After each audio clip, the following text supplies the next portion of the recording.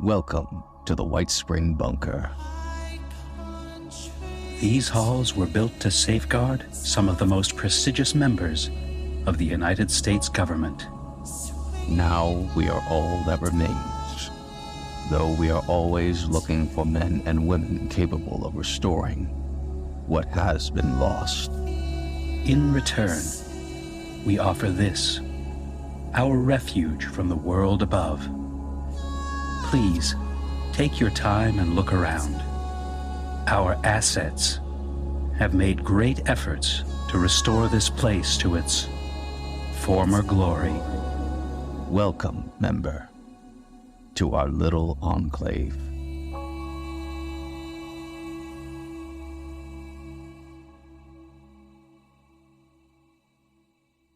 Welcome back, members. As always, I am the Operative, your designated tour guide and host here at the Whitespring. Isolated from the bunker, the Colonel faces difficult choices and few options as her world has been turned upside down. Vinny Costas sets his sights on Appalachia's rarest cryptid, while Lilith and Shadow cross swords, an unstoppable force meeting the immovable object over the fate of our star-crossed astronaut. Team Cryptid descends into the depths of the Monongah Mine, not knowing what horrors they might find lurking in the darkness. And Trader Red comes face-to-face with the cult of the Mothman. The final tales of post-war Appalachia are just beginning to be told, and our characters have hard roads ahead.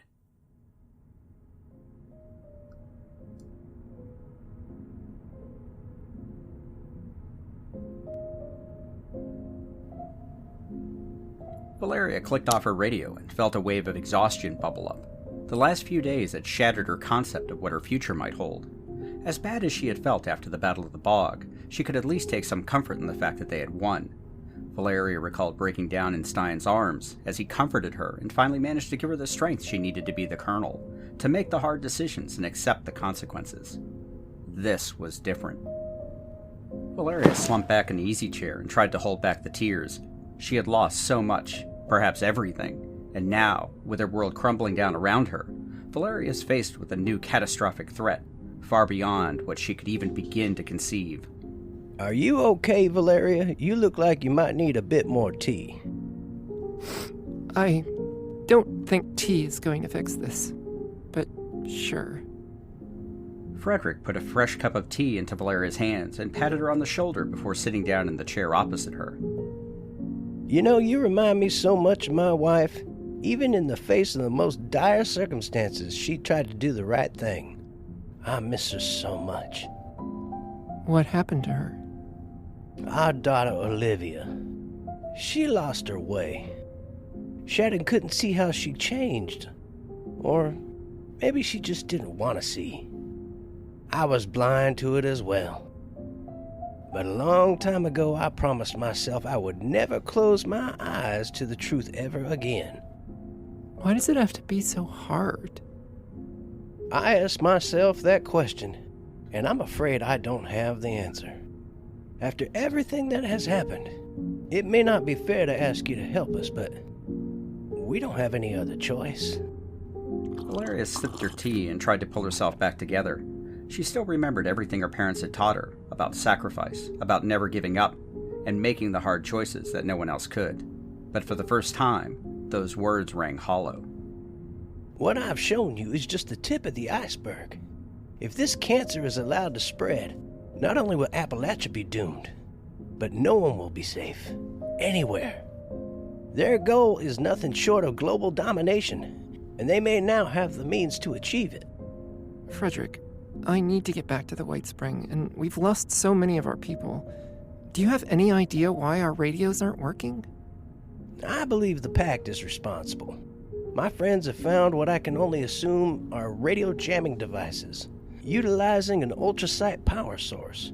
Unfortunately, I haven't been able to come up with any way to break through their interference. Then we're blind, deaf, and mute. There is always hope, Colonel. Hope doesn't build power armor or plasma cartridges, so you can add outnumbered, outgunned, and outmatched. Perhaps, but we are not completely without resources. My friends do have means of communication that cannot be jammed or interfered with. Over the years, they've installed simple telegraph lines through the tunnel system. It does allow us a means to stay in contact, though not quite as efficient as you may be used to. Can they contact Foundation for us? Foundation? Why? Some of my people, and some civilians, managed to escape Emmett Mountain. They may have gone in that direction, and I wanted to make sure they were okay. I'm not sure. I've never tried communicating with the settlers. I suspect my friends would be shot on sight. Not necessarily. We have certain codes we use. I know we can't transmit over any appreciable distance, but if they could get close, they could send a message. If my people were there, they would understand and respond. And if not? Frederick couldn't help but notice Valeria's pained expression. You're not worried about the people under your command, are you? I don't know what you mean. I believe you might be worried about someone in particular. I thought as much. There's a certain look about you. And I was young once, too. We fight for the ones we love, even if they aren't always with us. When my parents died, I thought I'd always be alone. The mission always came first. It's been hard. So hard. The loss, the pain. I keep telling myself it's all part of what I need to do. That our goal is more important than any individual. Even me. But having someone I love, I don't know if I could stand losing them. I'm pretty sure I couldn't. That's how we got into this mess. Because for the first time, my priorities feel split. Appalachia is full of stories of tragedy, Colonel. And your goal, stability, prosperity, those aren't ends, those are means to what we're really fighting for. For people to have a chance for lives full of promise, of love, even if we don't. We've all lost so much, but that doesn't mean we stop fighting. If we do that, we will lose everything anyway. The old man's words slipped past Valeria's weakened defenses and put another crack in her worldview. She'd been so focused on the mission, she hadn't thought as much as to why the mission mattered. She fought through her conflicting emotions and knew Frederick was right. Every time she had been knocked down, she had always gotten back up again. There would be a time for tears, time to grieve. But if Appalachia was going to have a future anyone would want to be a part of, right now she had to be the colonel. Valeria steeled herself and put down the tea. The super mutants are blocking the roads back to the Whitespring. Is there another way we can get there? Frederick smiled. The Pact aren't the only ones who have been tunneling under Appalachia, Colonel. While it's not quite a straight line, we got a back door into the old Blackwater Mine. The Blackwater Mine? That's just outside the Whitespring. We investigated that area thoroughly 2 years ago. We never found any tunnels. The mine is partially flooded. It was easy to dig into the inaccessible portion and establish a small outpost. We've been using it to observe the resort as well as keep an eye on any other Pact activity in the area. So you've been right there, under our noses? We aren't the only ones, like I said. The Pact has been expanding their operations under Appalachia for years. But our first priority is to get you home. Thank you, Frederick. We need to regroup. If this threat is truly as great as you've described, and from what I've seen, I have no reason to doubt it is, we can't fight the Pact alone. But without communications, it will be hard to reach the other factions. We will see what we can do. Our tunnels are at your disposal. Here. What's this? This holotape contains everything we've learned about the Pact, along with a map of some of our tunnels, including access points. You can also use the Blackwater Mine outpost as a way to reach us. We must hurry. I don't know how much more time we have. Valeria put the holotape into her pouch and took Frederick's hand. Her brain was going a mile a minute, trying to reconcile everything she'd learned and seen, but there was also a creeping feeling of exhaustion. She had gotten very little sleep over the past 3 days, and the adrenaline which had kept her going was ebbing away, leaving her on the ragged edge. She steadied herself and stood up straight, taking her gas mask before exiting the structure. The remnants of her task force, led by Sergeant Blaine, were waiting outside. Colonel, everyone's here. Very good, Sergeant. The colonel looked over the survivors. Bitter and Sullivan were still bickering over who lost the last hand with the mole miners, while Graham was letting Charlie drink from an old bucket, with Samantha by his side. The others were gathered around, waiting for whatever grand pronouncement she had to give them. Valeria couldn't tell them the whole story, Not yet. Not until she had a real plan for dealing with what would come next. We're heading back to the Whitespring. Our new friends here have a way for us to travel without having to deal with the super mutants. Well, let me guess. Underground. Well, it's kind of obvious, wasn't it? Don't steal my thunder, Bitter. How dare you? Enough. But yes, we'll be taking one of their tunnels, which will allow us to exit very close to the resort. Better yet, once we get close enough, we should be able to contact our people via our radios, so they'll be expecting us. Me come too, Valia? Me never been to big hotel before. You can come too, Graham, but let me explain things to our members first. Me understand. Graham may look scary, but me only want trade. And you're a hero, Graham. We owe you for saving our people. Me wish could have done more. Not good time to be human in Appalachia. Ain't that the truth, big guy?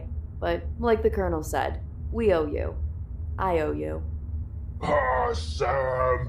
You nice human. Me glad you no die. The exchange brought a small smile to the Colonel's face. Her perspective on the world had shifted, and if people could just figure out how to get along with each other, maybe they did have a chance. What do we do after we get back, Colonel? We need a plan. I'll talk to Modus and Major Stein. The super mutants aren't the real problem. There's something deeper, darker, we need to deal with. Wait, worse than those smart super mutants and the behemoths? Much worse. And if we're going to win this fight, we need allies. And information. Yes, ma'am. The door behind the Colonel opened, and Frederick Rivers stepped outside. He was wearing his mall miner cloak and mask. My friends will guide you through the tunnels. They've prepared extra provisions, and they can supply you with ammunition for your weapons once you're beyond the settlement. You won't need your gas masks, though I would keep them handy, just in case ultrasite is extremely volatile and unpredictable. Sometimes the digging can cause eruptions of radiation in otherwise safe areas. Thank you for the warning, Frederick. As soon as we regroup at the Whitespring and examine your data, we can start planning the next steps. If what you've shown me is just the beginning, we have a very hard fight ahead of us. Colonel, I do wish we met under better circumstances. Frederick extended his hand, and the two shook before the Colonel stepped down and walked over to Sergeant Blaine. Time is of the essence, Sergeant. Let's get everything we need from the mole miners and get moving. Yes, ma'am. Everyone's anxious to get home. Home is where heart is. That what they say? Valeria just shook her head as the big super mutant patted his Brahmin on both of its heads with a big smile on his face. Despite everything, the big green guy was ever the optimist. The Colonel wondered who he might have been before being exposed to FEV. She pushed those thoughts aside as questions for some other day. A group of mole miners appeared, each carrying packs and boxes brimming with ammunition, grenades, preserved food, and purified water. After distributing the items to the survivors, one of the miners shambled up to the Colonel and said something. I'm sorry, I don't understand. Colonel, she's introducing herself. Oh, who is she? This is Monongah. I know it's a mouthful. I've taken to calling her the Purveyor. She is one of the leaders down here, and is quite good at salvaging all types of weapons and armor. She will be leading you to the Blackwater Mine. Well, Miss Purveyor, it's a pleasure to meet you as well. The mole miner leader just looked Valeria up and down before nodding and shambling back over to her mole miner compatriots. She likes you. How can you tell? I just can't. After all these years, not only do I understand their language, but I understand them too. She's one of the oldest of the mole miners. She was also one of the first to escape from the Pact. Based on what you've said, that's quite the accomplishment. All right, everyone. We'll be following these mole miners. Keep a sharp watch out and stay together. Frederick watched as the Colonel and her survivors finished their preparations and finally left, heading down one of their transit tunnels to the south. The one called Sergeant Blaine, along with the Purveyor, led the way, while the others followed. Frederick heard footsteps behind him. It was one of the other leaders of the Free Mole Miner Resistance. I know, but we don't have a choice. Foundation, yes. It was part of our agreement. I was planning on going by myself.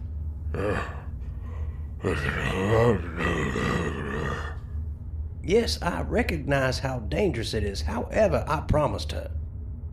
And if I'm going to trust her, she has to be able to trust us too. I will, old friend. We need all the help we can get. I only pray we aren't too late. Frederick returned to his home to gather what he'd need for the trip underground to Foundation, while the mole miners returned to their daily routines. As they did so, they were being watched by another pair of eyes. Camouflaged against the cavern wall, Grey 9 carefully examined the Delta settlement, noting areas of interest and targets for the pacification teams. Grey 9 to command. Go ahead, Grey 9. We've located the survivors and found quite a nest of deltas as well. Excellent. Relay their coordinates. We will send a pacification team to deal with the deltas. What is the status of the survivors? Heading south through an access tunnel. Get ahead of them. Use transit point H35. Isolate and secure the target. Uninjured if you can. And the rest? Eliminate anyone who gets in your way. Over and out. Turning off his comlink, Grey 9 dropped softly to the cavern floor. His covert scout armor changed color to match its new surroundings, rendering him nearly invisible once again. Behind him, the rest of his team quickly followed, moving silently around the outskirts of the Delta infestation. At any other time, they would have relished eliminating the rebellious vermin, but they had much bigger fish to fry. Grey 9 relayed their orders through a series of hand gestures. Like a well-oiled machine, the Grey operatives acknowledged and disappeared down another side tunnel. Their leader took one last look at the settlement, imagining the carnage the pacification teams would inflict on the unsuspecting rebels. He smiled briefly under his covert mask, then turned his mind back to his target. The survivors would surely be tired, harried, and prone to making mistakes. They wouldn't stand a chance against his team.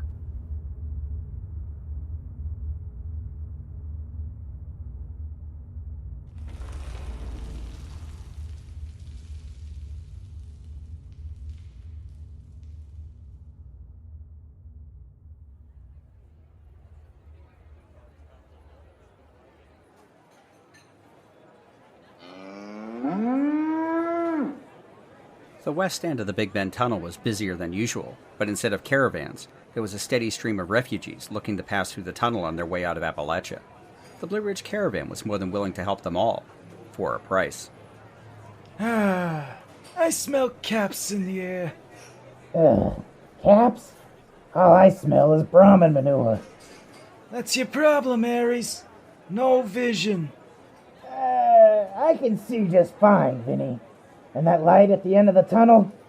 It's a goddamn big green freight train, ready to run right over us. Vinny Costas just laughed as Ares shook his head in disgust and walked back over to the Brahmin pens. People might be running scared from super mutants, but Vinny was feeling lighter than air. Not only had he managed to make a small fortune providing guns to the splintered remnants of the Blood Eagles, but his other business arrangements had paid him enough in gold to start thinking about bigger and better things, like taking over the entire caravan for himself. Joanna and I got a lot to talk about when she steps by. She'll sell, whether she likes it or not. He and Joanna Mayfield went way back to before the war. He'd been her right hand for ages now, and that used to be enough. But now, you didn't need to be a weatherman to know which way the wind was blowing. As Vinny watched the line of refugees start moving into the tunnel, he caught sight of a familiar face. An old friend he'd call in for a special assignment, a friend who was currently being interrogated by one of his best caravan guards. Hey, what do you think you're doing? We don't allow raiders in here. We're not raiders, doll. We're hunters. You sure as hell look like raiders to me. If you're here to cause trouble... Libby! It's fine. They're with me. Of course they are. Vinny, been too long. How you been, you son of a bitch? Same old, same old. Season the day and all that nonsense. Been a wild ride, I swear. We spent the last 3 days dodging super mutants to get here. Unfortunately, your messenger didn't make it. Sucks to be the slowest when you got a mutant hound on your tail. Them's the breaks, I guess. But you're here now. Come on, let's go to my office. Your associates can go grab a drink in the bar. On me, of course. You heard Vinny, boys. Try not to break anything, all right? The gang laughed, and after a sordid series of winks and catcalls directed at Libby, they all went over to the Blue Ridge bar and disappeared inside. Libby took one last look at Vinny and grumbled under her breath before walking over to where Aries was leaning against one of the barricades, sharpening his knife. Vinny put his arm around the gang leader and led him over to his tent, lifting up the flap and escorting him inside. Walking around his desk and sitting down, Vinny reached into one of his drawers and pulled out a bottle of whiskey and poured 2 glasses before handing one over to his guest. There you go, Cyrus. So, what the hell are you calling your crew nowadays? Much obliged. We're the Crimson Bloodhounds now. Ever since the Claw bought it in Watoga, it's been every blood eagle for themselves. A real shit show. I heard Dagger was pulling the crews together up north. She was. I was there even. Then she decided to go ahead and get creative with this cute little redhead we caught. Wanted to put on a show. It was a show, all right. Little bitch slit Dagger's throat. Then all hell broke loose. No idea what happened. We and a few others managed to slip away. Been putting the pieces back together ever since. Redhead, huh? Someone you know? Maybe. It doesn't matter. She's worm food now anyway. So, what's the deal? You didn't call us down here for our good looks. Got a job for you. Something special. Always interested in work. Who do we get to kill? This ain't that kind of job. I need you to find someone and bring them back. Well, shit, Vinny. That doesn't sound hard. When I tell you who it is, you might change your tune.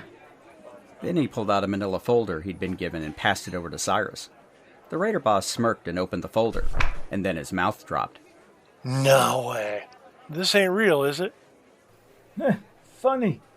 I think I said the same thing. Been told she's real enough, and that's who I need you to find. Antlers. You want us to find antlers. I thought she was a story, too. People seeing a woman jumping through the trees with a full set of radstag antlers on her head. Sounds ridiculous, even in this fucking wasteland. Ridiculous? Sounds like a fucking joke to me. Trust me, it ain't. That's why the job pays so well. You find her and bring her back in one piece. Well, fuck, that's easier said than done. And if we're going on a snipe hunt, I expect upfront payment for the aggravation. Vinny just smiled and turned around, unlocking his safe and taking something out. When he turned back, he tossed something into the raider's lap. Caught by surprise, Cyrus looked down to find a solid gold bar. He picked it up and turned it over. Sure as shit was gold, more than he'd ever seen in one place, by a wide margin. Jesus, you are fucking serious. Always. Now, that's just a down payment. There is more. A lot more. If and when you bring back antlers. Now, I know it ain't gonna be easy, but I got something that can help. Vinny had gotten a special delivery the day before from his friends, with a set of instructions. He grabbed a box from under the desk and set it on the table, before opening it and taking out a small electronic device. This here is a pheromone detector. It's extremely sensitive and can pick up a trail from a good distance away. All you have to do is get close, and this'll lead you right to her. I also got a set of syringes set up for you. I need her alive. You got it? Cyrus alternated between the gold in his hand and the box on the table.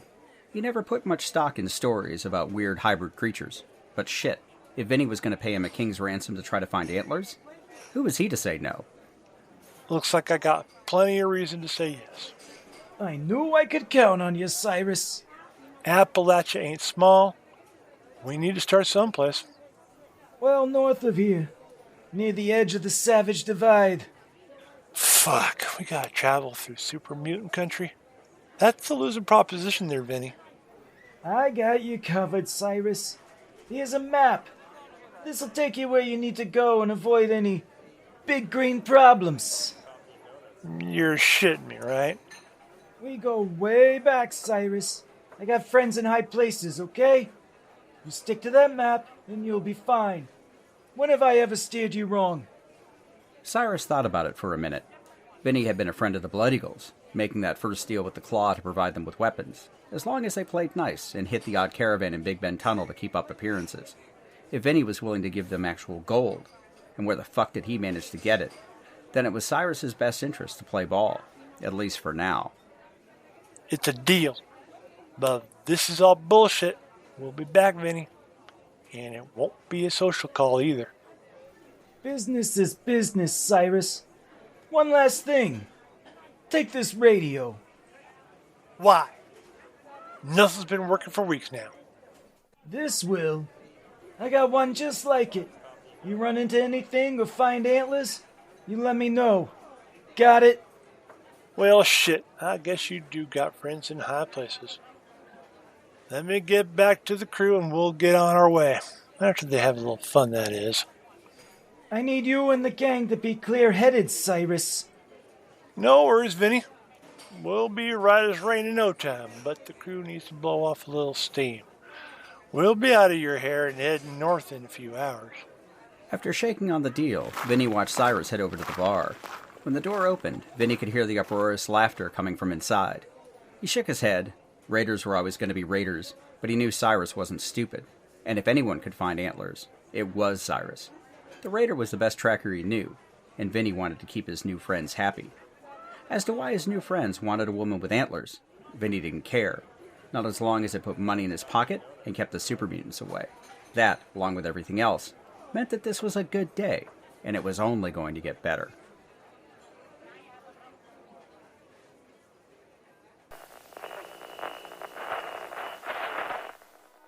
Once upon a time, 27 years after the bombs fell, there were two people, a vault dweller and a California girl. They met, and sparks flew. That's when things got interesting. Once Upon a Wasteland is their story. Follow Elizabeth Kirby and Odessa Valdez as they pursue their happily ever after in the post-apocalyptic Appalachian wasteland of Fallout 76. Available on Spotify, Apple Podcasts, Stitcher, and many other podcasting platforms. Once Upon a Wasteland, a Fallout 76 love story. Available now.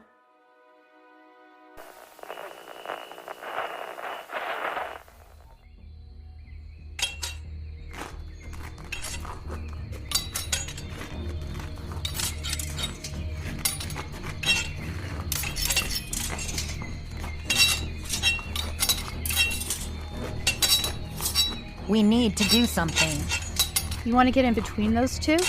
Are you crazy? And they're moving too fast to be sure of a shot. Dr. Harefield and Sophia Daguerre could only watch as Lilith and Shadow slashed at each other with their wicked-looking blades, moving faster than either of the women had ever seen. Oh, I haven't had this much fun since I killed Beckett. You're all talk, Lilith. I'm going to enjoy stripping the skin from your corpse. Lilith just smiled and lunged again, ripping a tear in Shadow's uniform, but the big man was able to dodge aside at the last second, bringing his own Bowie knife down across Lilith's arm, drawing blood. Ha! So you bleed red like the rest of us.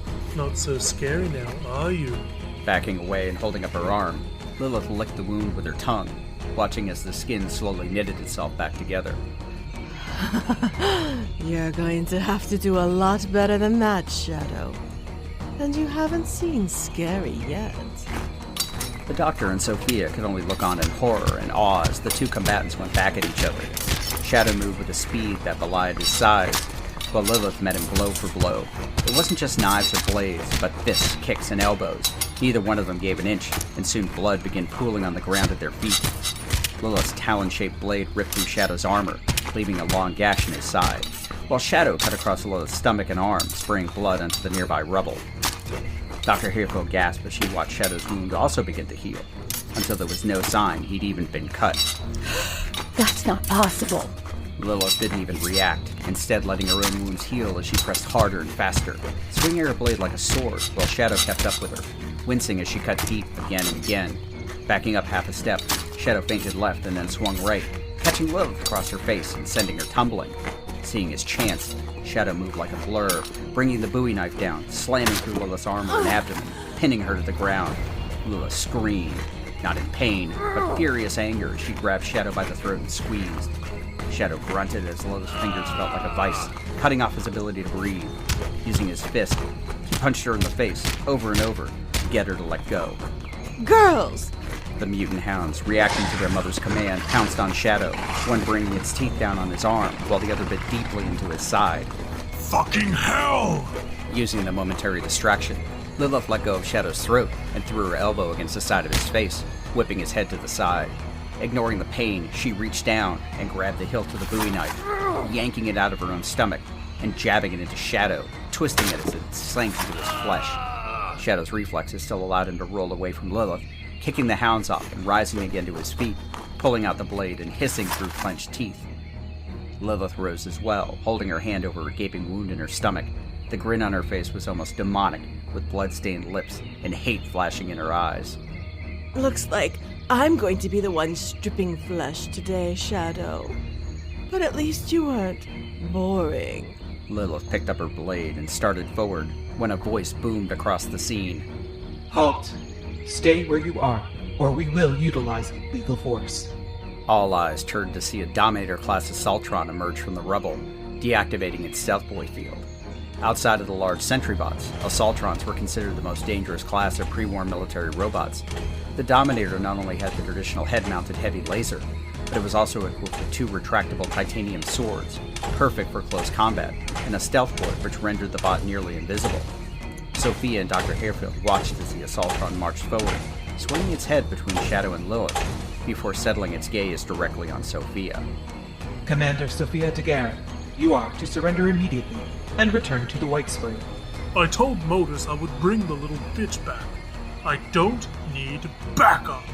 Oh, I don't like party crashers.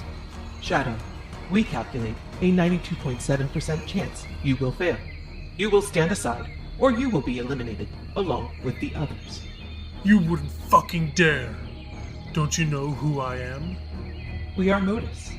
You are merely an expendable asset, and you have outlived your usefulness to us. The Assaultron's head laser powered up as it swung to face Shadow. The man scowled and gripped his knife in his hand, blood leaking between his fingers onto the ground. Sophie and Dr. Harefield exchanged glances with each other, then Harefield mouthed something to Lilith, who nodded. The laser spun up quickly, then everything happened all at once. Sophia rushed forward, tackling Shadow and knocking the man to the ground. Harefield, putting to use her skills as a former softball player, dropped to her knees to pick up a rock and hurl it powerfully at the Assaultron's head, knocking it just enough off its aim for the laser to flash harmlessly over their heads. Lilith extended her arm and threw her blade with all of her strength. Flipping end over end, the sharpened talon embedded itself directly through the Dominator's laser aperture, slicing through the control nodes and short-circuiting the positronic matrix. There was an electronic groan and a pop as the Assaultron's electronic brain fried itself. Then the bot toppled over, lifeless to the ground. I can't believe that fucking worked. Yay me. Sophia coughed and realized she was laying on top of Shadow. The man was staring at her, but not moving. The former astronaut rolled off of the big man, just as Dr. Harefield ran up with a syringe in her hand, jabbing it into Shadow's thigh and injecting him with something. What the hell?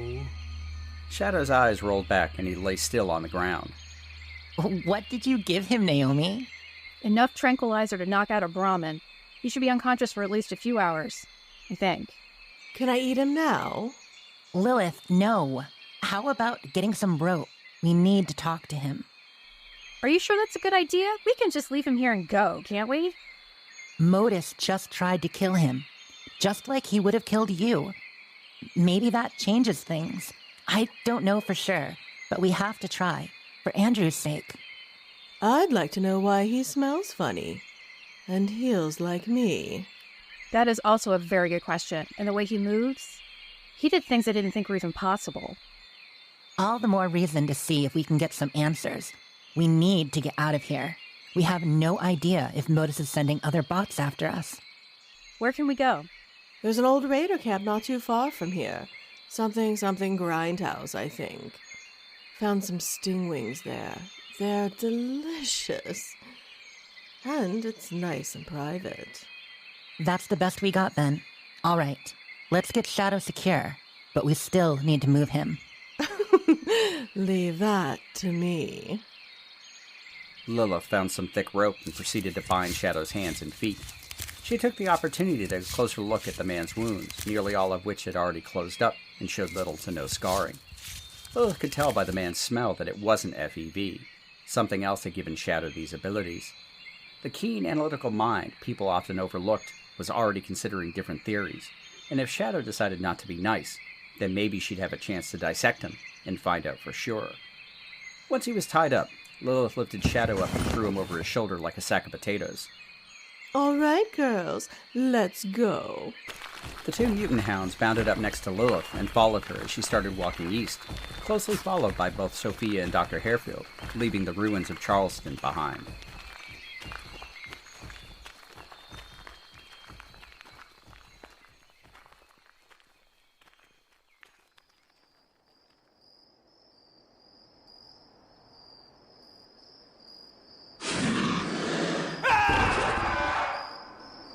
What the hell was that? Huh? What? Oh my god.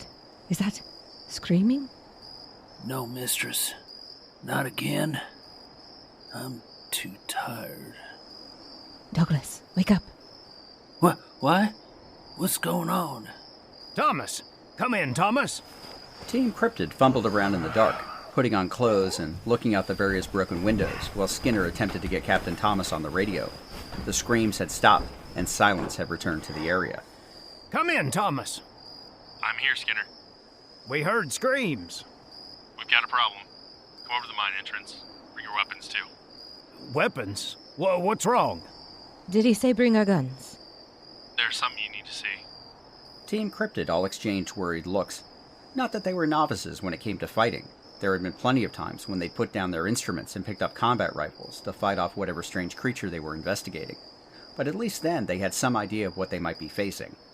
Douglas, Emily, you're with me. Everyone else, post up and keep an eye on everything. Got it? There was a chorus of yes sirs as Skinner shouldered his rifle and jogged down the trailer to the corrugated metal frame over the mine entrance, followed by Emily and Douglas. The first thing they noticed was Thomas and two of his team members standing next to the rubble pile, and then they saw the blood.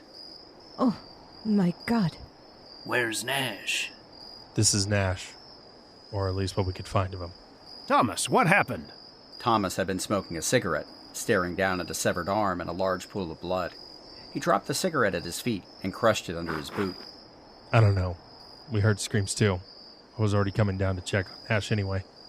By the time I got here, all I found was this. Nothing else? There's a blood trail. Whatever attacked him dragged the rest of his body through the hole. See? Take a look. Thomas shined his flashlight into the opening. There was a long, bloody smear leading back into the darkness. I heard something. Just before you called on the radio. Sounded like scratching, and then scream. It wasn't human. That much I could tell. Skinner gazed off into the darkness of the mine. The whole passage was eerily silent, with the exception of the slow drip of blood off the rocks. What do we do now? Yeah, Captain. What are your orders? Taking one last look, Skinner felt the hair on the back of his neck stand up. He felt like he was being watched, and he didn't like that, not one bit. Thomas, get ready to move out. I don't think we're prepared for whatever this is. Agreed. Losing Nash is more than enough to convince me to get the hell out of here.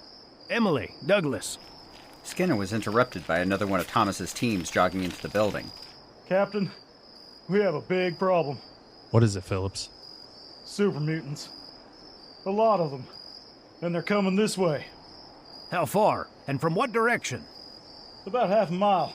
Maybe a little less. And we're surrounded, sir. I spotted groups converging from all directions. Have they spotted us? Did they know we're here? Don't think so. At least not yet. Appears they're keen on securing the area. Maybe they think the town is occupied? Smart super mutants? Damn it. I thought cryptids were dangerous, but this is far worse. Alright, we need to find a way out of here. You two, go with Phillips and find an escape route. Douglas, Emily, get the team ready to move out. Anything we can't carry, just leave it. The equipment isn't worth their lives. Got it? Skinner could hear the distant call of mutant hounds, and they sounded like they were getting closer. The rest of the team was quickly grabbing whatever they could, mostly guns, ammo, and supplies. Emily was frantically downloading her data from the seismic sensors when Douglas ran by. Emily, just leave it. Maybe we'll be able to come back for it later. I need this data, Douglas. There's something moving down in that mine. Come on, it's not worth getting eaten over. Douglas grabbed Emily by the arm and pulled her outside where the rest of the team was gathered. They could all hear the mutant hounds now, coming from all directions around them. Thomas was rechecking the magazine in his rifle when Phillips and 2 other team members returned. The look on their faces told a grim story. It's real bad, Captain. I think those mutants can see in the dark a lot better than we can. They got hounds out sniffing, and no way are we getting down the mountain without being spotted. Crap. What about above us? Saw at least a dozen of them posted on the top of the mountain. They'll see us as soon as we move. We're trapped. Well, not quite. Thomas, your men just said we can't get down from here. Maybe not above ground. Are you crazy? You want to go down into the mine after what happened at Nash? What choice do we have? We don't have more than a couple heavy weapons. Not enough ammunition to face off against those super mutants. And I'm not saying we need to go too far. Just far enough so they can't find us. That hole isn't big enough for mutants, and maybe the blood will cover our scent anyway. Skinner looked at the bloody entrance to the mine and then back up to Thomas. They were backed into a corner, and either they faced the super mutants or the unknown. Neither choice was very appealing, but Thomas was right. They didn't have much of a choice. We've been dealt a shitty hand. All right, why don't you lead the way? I was afraid you were going to say that. Team, we're going in. Flashlights up front, and we shoot anything that moves. Got it? Thomas's team nodded, and Skinner watched them enter the mine entrance, guns at the ready. He turned and went out into the courtyard to deliver the bad news to the rest of Team Cryptid. How are we getting out of here, Skinner? Yeah, where did Thomas go? We're heading into the mine. What? You're joking, right? Tell me you're joking. I wish I was, Douglas. We have super mutants converging on us, and we can't get down the mountain. At least not right now. This is a really bad idea. We know there's something down there, and it's not friendly. Not at all. You know that old saying? The devil you know. Well, in this case, that particular devil will definitely eat us. At least in the mine, we're facing the unknown. And remember, we are Team Cryptid. The unknown is our specialty. Is it too late for a transfer, Captain? Very funny, Douglas. Thomas and his team are going to run point. We need to secure a spot in that mine. We can wait out the super mutants, and if we're lucky, we'll find another exit. It's a long shot, I know, but we play the cards we're dealt. If I get killed, I'm going to come back and haunt you, Skinner. It's good to see you all have your sense of humor intact. Get moving. Those super mutants could be here any time. Team Cryptid moved with a purpose, carrying their weapons and supplies, enough food and water to last for several days, while leaving most of their technical gear behind. Nash's blood was more brown than red as each member stepped over the large stain and entered the mine. Team Sigma's flashlights could be seen further down, and Team Cryptid followed. As they crept forward, they passed the rest of the original cave-in which had sealed the mine in the first place. After another 20 feet or so, the mine opened up, revealing the structural braces in the old mine cart tracks, and it also revealed more of the blood trail, showing where Nash's body had been dragged further into the depths of the mine. There was an awful, undefinable smell, a combination of rancid decay and sulfur, permeating the air around them. Emily pressed a cloth over her mouth and nose, but it did little good. Despite this, the air was breathable, if not entirely healthy. The flashlights up ahead had stopped, and when Team Cryptid met up with Team Sigma, they found themselves in an old employee area.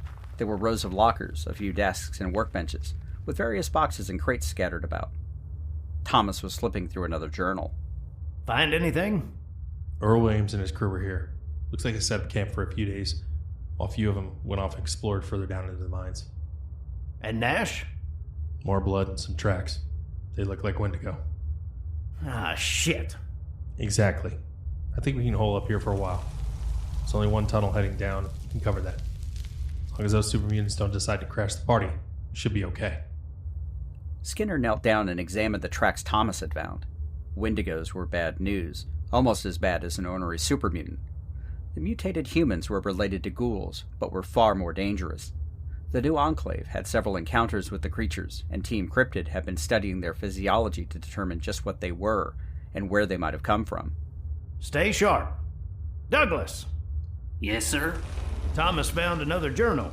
Since we're here and not going anywhere for a while, take a look and see if you might find some information in there regarding the mine. Maybe there's another way out of here we don't know about, but they did. Sure thing. As Team Cryptid got settled in, rummaging through lockers and checking the boxes, Skinner went forward to check the tunnel heading down. He didn't dare walk too far, but he could swear he heard something, a distant scratching sound that seemed to come from everywhere and nowhere. It sent chills up his spine, and he quickly retreated back to the circle of light created by their flashlights. You can feel it too, right? Skinner just nodded. It didn't feel like they were in a mine, more like a tomb. But damned if he was going to make this one his. One way or the other, they were going to get out of there. Earthquake. You've got to be kidding me. Everyone, watch your heads! What started off as a slight tremor seemed to grow as the walls of the mine started to vibrate. Dust and debris fell from the ceiling, while the bracing timbers creaked under the strain. Unlike a regular earthquake, this one felt directional, like something was traveling beneath them. As it got closer, the tremors increased, until Skinner thought the whole mountain was going to fall down on their heads. There was a mighty crash as several old wooden beams collapsed, bringing down tons of rock into the mine shaft, right in between Team Cryptid and their exit. The team members didn't have time to react, as they had to dodge out of the way of smaller rocks and some boulders which fell from the ceiling, crushing some of the crates and destroying a set of lockers. The tremors seemed to go on forever, even if they only lasted a few minutes. But afterwards, Team Cryptid was covered in layers of dust, with their flashlights barely piercing the swirling clouds of debris, slowly settling on the dirt floor. As they finally got back to their feet, Skinner and Thomas helped the others and surveyed the damage, before walking over to the collapsed tunnel behind them. I get the feeling someone upstairs doesn't like us very much. Huh, we aren't getting out this way, that's for sure. There goes plans A, B, and maybe C. There has to be another way out of here. Again, now we have less of a choice than we had before. No one is coming to save us, so we save ourselves. I'd say we've seen worse, but I'd be lying. But if some damn robotic sheep squatch thing couldn't kill me, I'd be damned if I die in some fucking mine. That's the spirit. Okay, let's get everyone together. Looks like we're heading down. And if there's a Wendigo in there, we need to be ready for it. It was optimistic talk, but neither Skinner nor Thomas was sure as they sounded. They were now stuck in a cursed mine, outside of a cursed town, trapped with one of the most dangerous creatures in Appalachia, without a ready means of escape. But this was Team Cryptid, and Team Cryptid didn't quit. As the two captains walked back into the gloom, deep in the bowels of Monongah Mine, something stirred, and it was so hungry.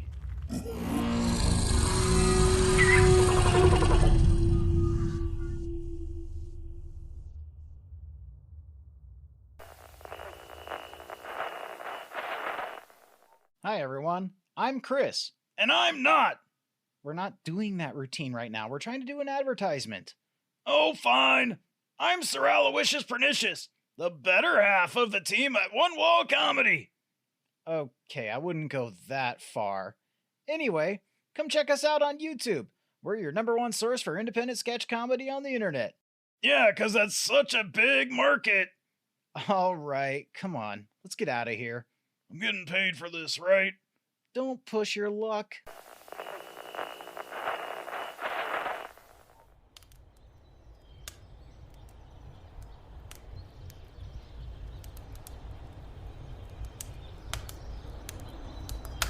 Leading Kate's Grindhouse, one of the old abandoned raider camps which still adorn parts of Appalachia, a monument to the days when David Thorpe's raiders controlled many parts of the region, only to fall before the tide of the scorched. This particular camp had been built in the middle of State Route 62, and was, of all things, an outdoor movie theater for raiders. They had a large screen erected on one side of the camp, with makeshift seating for the patrons. After the raiders had been wiped out, stingwings, giant mutated insects, had moved in, establishing their nests among the old raider fortifications. Lilith and her hounds had taken care of the stingwings, which turned out to be particularly tasty when cooked and seasoned properly. Now she had returned with guests, Dr. Harefield and Sophia Daguerre, along with Shadow, who was either a guest or perhaps Lilith's next meal. The three women sat around a campfire, while Lilith's two mutant hounds were busy gnawing on old raider bones nearby. Shadow was still tied up and unconscious. I never trusted Modus. He was keeping tabs on my FEV research, accessing my data when he thought I wasn't looking. My examinations of Sophia never made sense. That's when I realized someone was tampered with my equipment, and only Modus can do that. And Andrew, Modus did something to him. I don't know what, but he could control him somehow. And he had headaches similar to mine. He did? He never said anything to me about them. He didn't. But he said he was going to talk to you several times. It sounds like the old man was just a puppet on strings. Like that old fairy tale. What was it called? Pinocchio? Pinocchio. That's the one. Whatever happened, I'm not going to just leave him. We need to find Val, too. If something happened to her... I don't know, Lilith. She left with most of the field operatives, and from what all these refugees have been saying, something terrible has happened in the Divide. Speak of the devil. Look who's waking up. I want to talk to him. I'm going to be over your shoulder with my pistol, just in case. If he tries anything, I'm happy to rip his head off for you. I hope that won't be necessary. Either of you. The three women walked over to where Shadow was. He opened his eyes and started to struggle, until he saw them. His mouth twisted into a sneer. Couldn't beat me in a fair fight, could ya? Well, go ahead. Get it over with. Lilith licked her lips, but Sophia took a step forward and knelt down in front of Shadow. We're not planning to kill you, Shadow. Modus just tried to kill all of us, you included. I think that might put us on the same side. Oh, come on. I'm so hungry, and I don't want to play nice. Lilith, he knows more about what's going on than we do. We should give him a chance. Fine. But if he tries anything, I'm gonna eat him. Shadow looked at the three women, then thought back to the assaultron that had been a hair's breadth from vaporizing him. You have no reason to trust me. And why should I trust you? Sophia reached back and pulled a knife from her pack, bringing it down on the ropes binding Shadow. What are you doing? Are you crazy? I'm taking a leap of faith. I hope it's not misplaced. Dr. Harefield pointed her pistol at Shadow's head as Sophia cut through the ropes, releasing him. Are you going to try to hurt us, Daniel? You heal pretty well, but medically speaking, I don't think you can heal from a bullet to the brain. Shadow cursed, then slowly rose to his feet, rubbing his wrists. He towered over the three women and tried to sort out what had just happened. His life in the vault had taught him to trust no one. He had been victimized, experimented on, and isolated just because he was different. The day he left Vault 76, he swore he would get back at those who had done him wrong. His unique background and knowledge led him straight to Modus at the Whitespring bunker. From the moment he arrived, he came to an understanding with the AI, both getting what they needed from the other. Shadow had worked behind the scenes to assist the AI in pursuing its own ends, a shared survival mechanism. While he admired the Colonel, it was Modus that promised him the revenge he sought against those who had wronged him in Vault 76. It was also Modus who had given him the enhancements and which had made him what he was, utilizing the remaining mutagen serums left by the former residents of the bunker. Those serums had granted Shadow enhanced reflexes, speed, strength, and a healing factor on par with what FEV had done for Lilith. It was these gifts which had allowed Shadow to overcome the challenges in Silo Charlie to launch the nuke which helped end the threat of the Scorched. At the same time, however, the other members of Team Omega had seen what Shadow could do, and so became liabilities which required elimination. It hadn't been without some regret, but he needed to maintain his cover. After killing the other operatives, Shadow managed the stage performance of injuring himself in a way which backed up his story of what had happened.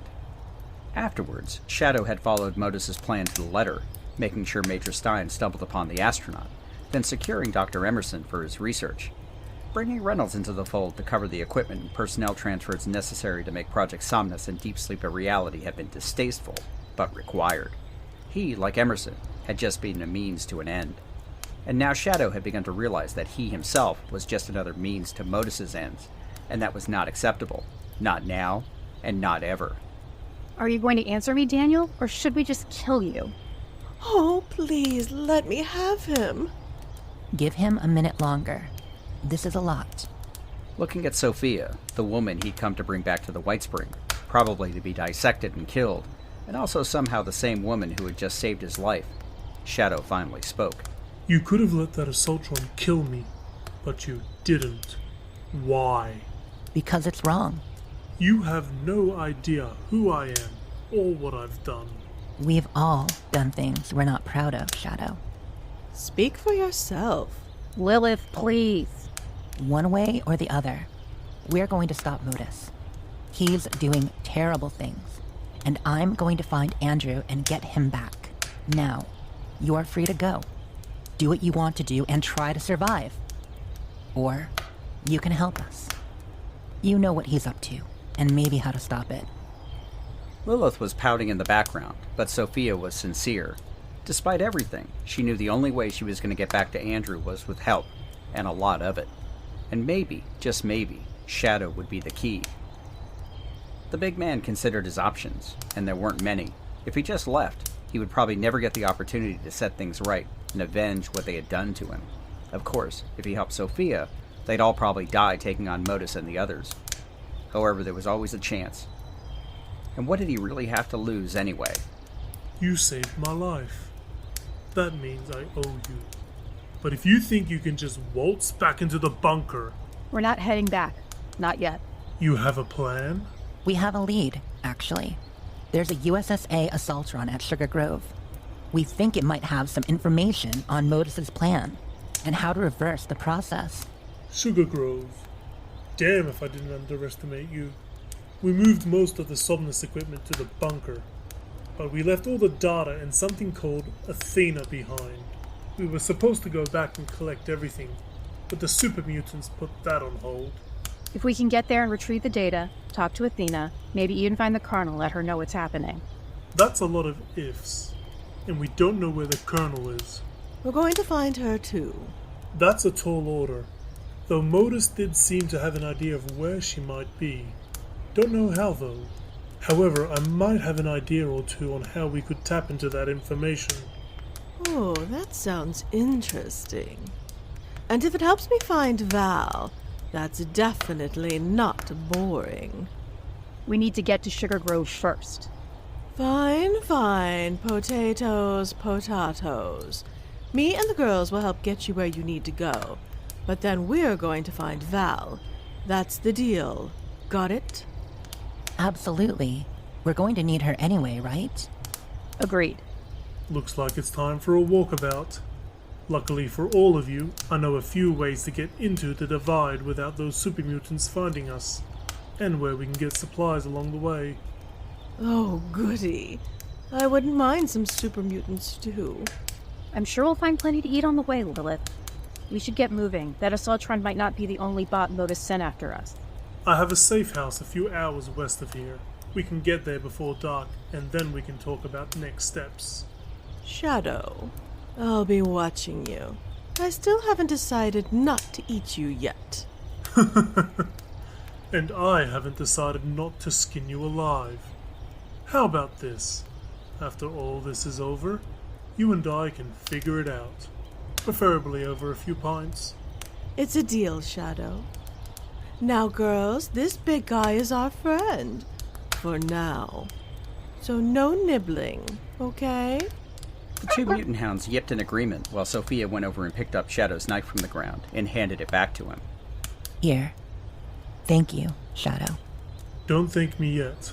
You have no idea the mess we're about to step into. But better late than never to get started. The four of them gathered up their gear, bandaged wounds as needed, and started walking west. With a touch of irony, they passed by Riverside Manor. Sophia looked at the old mansion and felt a twinge of regret. She tried to put it out of her mind and instead found herself thinking of Andrew. I love you, Andrew.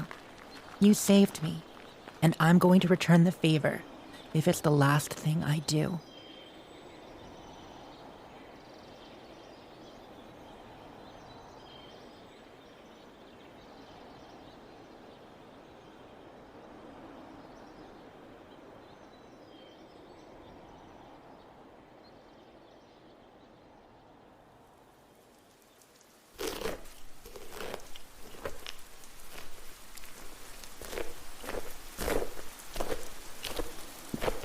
world-famous pumpkin house was still open for business. Sort of.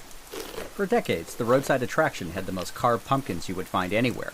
Hundreds of them adorned almost every square inch of the sidewalks, walkways, and front porch of the old home. Every year around Halloween, thousands of tourists would flock to the location to witness what new and elaborate pieces would be on display. Once automation took over, it was the handybots doing the carving, with some very interesting results, but it at least allowed the owners to keep going, even as the regional economy suffered through years of hardship. Even after the bombs dropped, the bots kept up their work. Their programming wouldn't have allowed them to do otherwise. Tourists were replaced by raiders, who still marveled at the pumpkin displays, even as they scavenged for scrap and looted settlers in the area, who in turn were replaced by the scorched, emerging from nearby fisher sites, who paid no mind to the bots carrying on with their carving, year after year. Finally, there was but a single Mr. Handy left, named Jack, who worked tirelessly to replace rotted pumpkins with new ones, day after day. Fields of pumpkins still grew behind the house, providing fodder for the attraction. And while the house itself was slowly deteriorating without repairs or upkeep, freshly carved pumpkins were always on display. On this particularly rainy day, as storm clouds passed overhead, Jack was still busy in the workshop, carving a new set of pumpkins, while a group of travelers took refuge in the old house, waiting for the rain to pass. It may be raining, darling, but this is still a sight better than dealing with that damn mire. You didn't get the chance to see the best parts of it. Best parts? Y'all mean there's some place over there that isn't full of those damn vines and things trying to eat you? It's really not as bad as it looks, Red. We made some friends with some mega sloths a while back. They may look all big and scary. They're actually very cuddly once you get to know them. Mega sloths, huh? Sounds like something I ran into. Big furry thing with claws and, like, mushrooms growing on them? That's the one. They move pretty slow, unless they get spooked. I saw one pick up an angler that got too close to its babies and toss it like it was nothing. The big bad beastie got the point and headed elsewhere, worse for the wearer. The one I saw done saved my butt from some glowy ghoul thingy with nasty claws and teeth. A Wendigo. Ugh, they are dangerous. No making friends there. We stay as far away from them as we can. I still haven't quite figured out what they are. Maybe some kind of feral ghoul or something, but much more intelligent, which is terrifying. Appalachia gotta be the worst of the worst when it comes to monsters. Back in the hills, we had some strange creatures to deal with, but nothing like this. We've gotten used to it. I tell you, those first few months out of the vault were scary. The scorcher bad enough, and then everything else. It wasn't until I found antlers and really started to get to know the creatures that I figured things out. Folks seem to only want to kill and destroy what they don't understand, which is why I'm different. I'm still working on the understanding part, darling. Take your time. You'll get it. How are you feeling today? Still getting used to all these extras. I don't mind the hood, but these horns itch like the dickens sometimes. This tail ain't so bad, though I'm still trying to figure out the best way to sit, where it ain't sticking me in the behind all the time. You should have seen Antlers at first. I found her trapped after she tried to put on a shirt. I had to cut it off of her, because it got wrapped around her antlers. And don't get me started on her trying to get through doors. I can't even imagine, darling. Figured it all out eventually. Good thing I know how to sew. Seems like I'm always adjusting things. And she always brings back new things to wear from wherever she wanders off to. Speaking of wandering off, shouldn't she be back by now? Soon. She doesn't like the rain either. I expect she found a place to hole up until it passes. I'll admit, she's given me more than a few sleepless nights, worrying about where she was. But I've learned to give her space. She's like a force of nature. She goes where she wants to go. And the people that were chasing her? The people that were following me. I still worry, now more than ever, about that. Part of me had hoped that they'd gone away, but after what happened to you, and they still know the Antlers is out there. Well, this here backwoods gal has a bone to pick with them. When I get my hands on Vinny, I'd love to find out more about those mutagen serums. And who knows, maybe I can even find a way to reverse the effects. Now that's something I hadn't thought of. You mean you might be able to change me back? Don't get your hopes up, Red. I have no idea. Hope is what I got, darling. Hope that one day I can go home again and make things right by my kin. And you're right. I'm still me. Stubborn as hell and tough as nails. Based on what I've seen, Red, nobody should be getting between you and where you're going. Ever. Thanks, darling. Oh, looks like the rain stopped. Look at that. It did. Well, No reason not to get back on the road.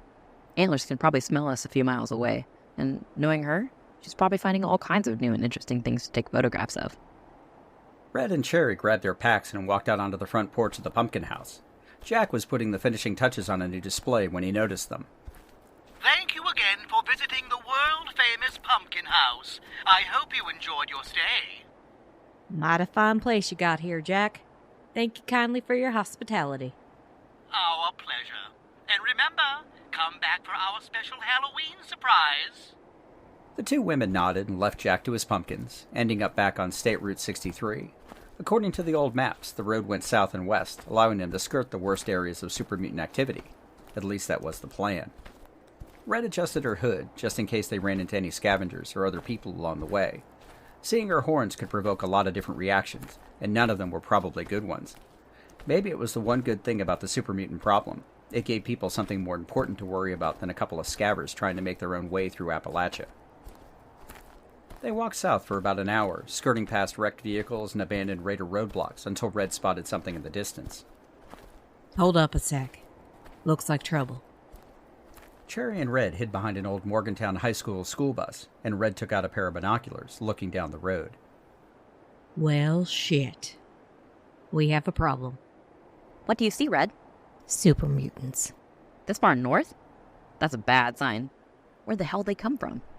Don't think it matters none. We gotta figure out a way past them. We go up into the hills over here. Ground isn't great, but better than dealing with the big greenies, right? Red smirked and followed Cherry as she crept across the road and into the trees on the far side. Soon they were on top of a series of small hills that ran parallel to the road. Should be okay up here. We're also downwind, so if they have any mutant hounds, they shouldn't smell us either. Lucky us. They're all bad, you know. Super mutants? They ate my ex. And by what people have been saying, they're on a warpath killing everything in sight. You just haven't met the right ones, I guess. Now you're talking crazy there, darling. It's not all crazy. Well, not any more crazy than anything else around here. One day Antlers came back home dragging this super mutant with her. It didn't try to kill her? Nope. All he wanted to do was trade. Had this really cute Brahmin with him, too. Called it Chally. This super mutant have a name, too? Went by Graham. He was really super nice. He had a lot of good stuff to trade, too. Even filmed for Antlers' camera. He took caps and a few things that I had lying around. All in all, it was a pretty fair deal. He even stopped by from time to time after. Maybe not the best conversationalist, but boy does he know how to cook. A super mutant trader. Well, doesn't that beat all? You should know not to judge a book by its cover, Red. Damn if I ain't relearning that particular lesson there, darling. Hey, do you smell that? Smell what, Red? Like some fancy perfume. No, wait, that ain't it. It's... incense. Oh shit, we gotta get out of here. Before Red could even ask, she could hear the sound of multiple guns being cocked, followed by figures emerging from the trees surrounding them. Who dares defile the Holy Land? It's the cult. They must serve the dim ones. They must die. Children, the Enlightened One has yet to speak. We will stay the hand of vengeance until we have been given the sign. Well, Cherry and Red slowly put up their hands as members of the Mothman cult clustered around them. Each of them was wearing different types of robes, some knotted together with vines, while others were wearing hoods that covered their heads. We followers of the Enlightened One, our most holy Mothman, do not know you. Strangers are not welcome on our lands. Do you parley with the dim ones? Mister, I'm afraid I have no idea what you're saying. Me and my friend here are just passing through to point south. To go south is death. The dim ones have spilled out onto our holy ground and brought foul beasts with them. Our holy Mothman heeds us to take care and fight the dim ones to remove them from our midst. But they are endless as the grains of sand or stars in the heavens.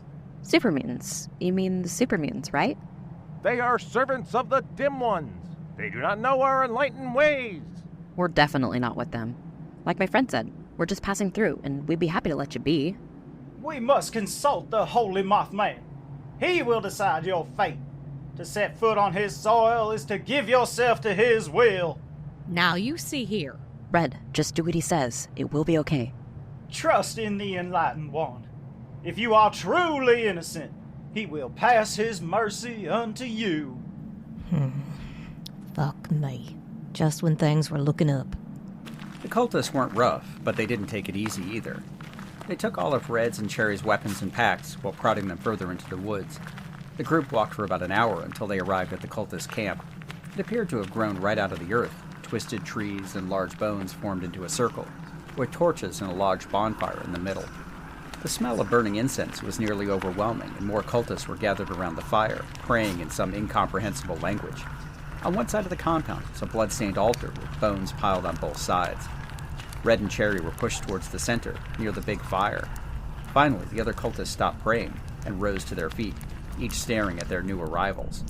Brothers and sisters, our holy Mothman is pleased by your devotion in these dark times. The dim ones seek to destroy us, yet we stand under the watchful eyes of our enlightened one. Praise be to the holy Mothman! Praise be to the holy Mothman! We have brought two for judgment.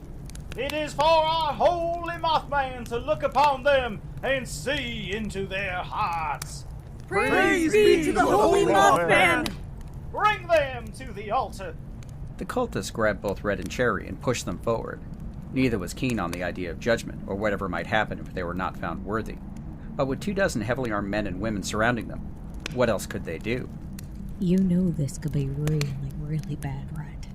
Yeah, I got that. Don't do anything stupid. Maybe we can talk our way out of this. The altar had been carved out of an enormous tree trunk, with 2 huge eyes stained red with blood gazing outward. The cult leader walked up front of the altar and took out a large knife, while Red and Cherry were pushed down to their knees in front of him. Blessed Mothman, look down upon your servants and grant us your divine light. We require your judgment on these trespassers. If they are found unworthy, we will sacrifice them to you. What the bullshit is this? Sacrifice us? Shh, I'm sure it will be okay. The leader raised his hands to the sky as the cultists around them started chanting. The smoke from the fires billowed upwards, and Red could swear she heard something moving in the trees above them. Aha! He is with us! There was a flash of movement and a burst of black smoke, and suddenly something was with them. Red looked up, and sitting perched on a large log was an almost indescribable figure. It appeared to be some kind of giant insect, surrounded by billowing black smoke or mist, with massive red eyes. The chittering of its many appendages sounded like the cicadas Red used to hear back in Tennessee, only much louder. What the hell is that thing? It must be the moon. I never thought it was real. Blessed Mothman, what is your divine judgment? The creature's body swayed from side to side, as if it was looking down at both Red and Cherry. Then there was a loud swooshing sound as the Mothman extended its wings and disappeared in a puff of smoke. The Divine One has spoken. Prepare them for sacrifice. Before Cherry or Red could react, 2 cultists grabbed their shoulders and held them down as the leader stepped up over Red and raised his knife. No way in hell are you sacrificing me! The leader grabbed Red's hood and threw it back, intending to slit her throat. But his eyes widened in shock, dropping the knife at the same time the cultists released the 2 women and stepped back. Red didn't hesitate. She scooped up the knife from the ground, grabbed the leader around the waist, and pressed the knife against his throat. Now, you're gonna let me and my friend go. Get it? My most sincere apologies. We did not know you were one of the touched ones. If we had, we would have treated you as the honored guest you are. Honored guest? Touched. Just what are you saying? I think it's your horns, Red. We only know of one other who is touched as you. The one who resides in the trees. She's also an honored one among us. If my blood is required to make this right, then may you take my life so I may join the divine light. Oh, crap, mister.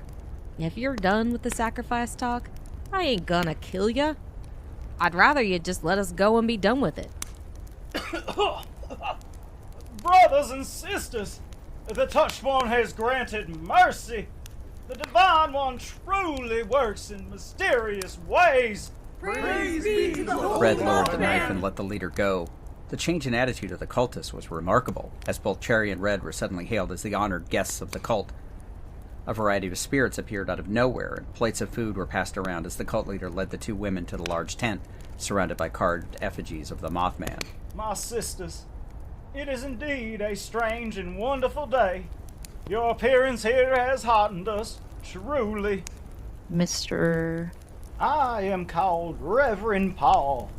However, as our honored guest, you may address me as Paul. Well then, Paul. You said you knew someone else like Red?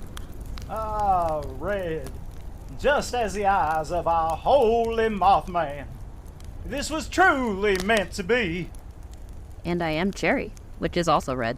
Just saying. The wonders will never cease. Perhaps our future is not as dim as I had suspected. But as to your question, yes, we know the one who resides in the trees. She is known to all who worship the divine light. She does not speak, but she has graced our presence and captured our likeness with brilliant flashes of light. She took your picture. Very much so. Antlers works in mysterious ways. Antlers? The one who resides in the trees also possesses antlers. Well, Paul, they are one and the same. In fact, she's a friend of ours, and she's probably looking for us. Blessed be. This day will forever be recorded in the annals of our church when we were granted a bountiful harvest of tidings. I'm glad you're so happy, but me and Cherry, we'll need to get a move on. Got places to be. We spoke truth when we said south is death. The earth has vomited forth the filth that is the dim ones and their foul beasts. I myself witnessed a giant metal dragon pierce the ground and disgorge a host of those green monstrosities. They ventured in the direction of Monongah, that accursed place. Metal dragon. I was reminded of the drills once used to tear and rape the land before the judgment of the fire, when Appalachia was covered in ash and soot from the great mines. Damn. And here I thought this was strange. But like I said, we still gotta go. As is the way of the touched. There is a reckoning coming. The Divine One has shown us the way. We now count you among the friends of the blessed Mothman, and your name will be spread from mouth to ear until all know of you. We are at your call, Red of the Touched. May your path be straight and true in the light of the holy. Cherry leaned over and whispered into Red's ear. See, I told you so. Still mighty close to be getting us killed, darling. Cherry just laughed. The cultists returned their belongings, and after a small ceremony blessing the two travelers, Red and Cherry bid the cult farewell. As a final gift, Reverend Paul had annotated Red's map, adding the known location of super mutants, along with several spots where the cult had hidden supplies, just in case they were needed. As the cultist compound receded behind them, Red pulled the hood back over her head. She may not have gotten used to her extras yet, but damned if it hadn't saved their lives. Maybe it ain't so bad after all. As they walked, Red thought she smelled something else, something familiar. Her senses were different than they had been before the change, and it still required a bit of getting used to. It took a minute, but she finally figured it out, just as she heard more rustling in the trees. Red was just about to say something when Antlers dropped down in front of them, carrying a backpack full of supplies and a big smile on her face. Antlers! She's definitely the one and only. Antlers dropped the pack and gave both women a big hug. Then she made some gestures with her hands. Where have we been? Oh, that's a long story. Why don't we find someplace safe to camp? Because it's a really long story, and I definitely need a drink. Antlers had a very confused look on her face as both Red and Cherry started laughing. As the three women continued their walk south, storm clouds continued to gather on the horizon.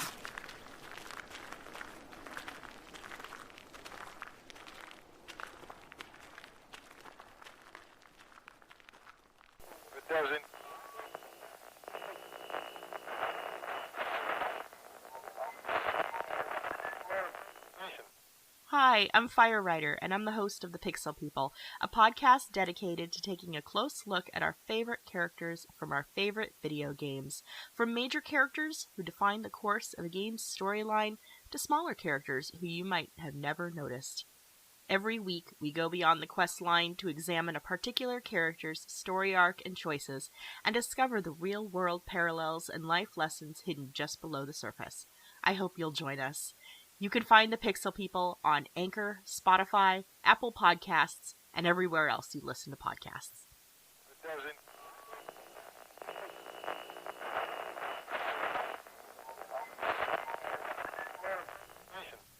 Thank you again, members, for joining us here on The Modus Files. If you've enjoyed this content, please subscribe, and better yet, please leave a review to help others find our little enclave. You can also follow us on our various social media accounts, including Twitter, Instagram, and Blue Sky, at Modus Files or at Modus Files Podcast, for more information about our story, Fallout 76 content, and random musings on the Enclave. I'd also like to thank our cast: Pandora Beatrix as Colonel Valeria Faustina, Lucy Middleton as Major Lilith, Chrissy Williams as Trader Red, the Assaultron, and Researcher Emily, Jessica Starr as Commander Sophia Daguerre, Aaron Foster as Captain Thomas, Eric Gold as Private Douglas and Grey Commander, Aaron McNamara as Dr. Naomi Harefield, Chris Smith from One Wall Comedy as Graham, Sergeant Blaine, Private Phillips, Vinny Costas, Ares, and Reverend Paul, Tim Young as Sullivan, Mark Hosworth as Bitter, Josh Smith as Captain Skinner and Grey 9, Casual Corset as Corporal Samantha and Libby, Cherry Pixel as Cherry, Daniel Hawthorne as Lieutenant Shadow, Patrick Conway as Frederick Rivers, Rob Cunningham as Murmugger and the Mole Miners, Steve Lundberg as Raider Boss Cyrus, Ray O'Hare as Mr. Handybot Jack, DJ Reed as Brother Martin, Amanda Lee as Sister Lola, and Brad Williams as the voice of Modus. As our third season continues, we'd like to give a huge shout out to our fellow creators, the Chad Podcast, Tapes from the Waste, Once Upon a Wasteland, and a host of artists who continue to provide us with the wonderful artwork you can find on our website. A very special thank you to Nobody, our very first commissioned artist, who is working on updated portraits of our main cast. Stay tuned for our next episode, The Long Way Down. Lastly, thank you to all of our subscribers and supporters. God bless the Enclave, and God bless America. Members, we look forward to your next visit to our little enclave.